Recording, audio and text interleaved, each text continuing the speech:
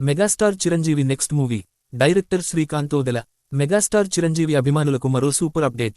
చిరంజీవి తదుపరి సినిమా గురించి తాజాగా హీరో నాని తన ట్విట్టర్ ద్వారా అధికారిక ప్రకటన చేశారు.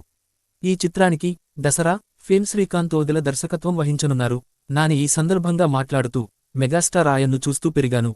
ఆయన నుంచి నాకు ఎంతో స్ఫూర్తి లభించింది. టిక్కెట్ల కోసం గంటల తరబడి లైన్లో నిలబడ్డ రోజులు ఇప్పటికీ గుర్తుంటాయి. ఇప్పుడు ఆయన సినిమాను సమర్పించడం నా జీవితంలో గొప్ప ఘనతగా భావిస్తున్నాను అని పేర్కొన్నారు.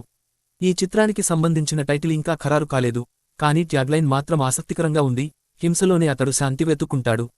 ఇది చిరంజీవి గత చిత్రాలకు భిన్నంగా ఉండేలా కనిపిస్తోంది.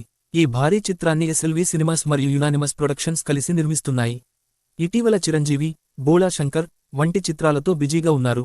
కొత్త డైరెక్టర్ శ్రీకాంత్ ఓదెలతో కలిసి ఆయన చేయబోయే ఈ ప్రయోగాత్మక చిత్రం ప్రేక్షకుల్లో భారీ అంచనాలను పెంచుతోంది.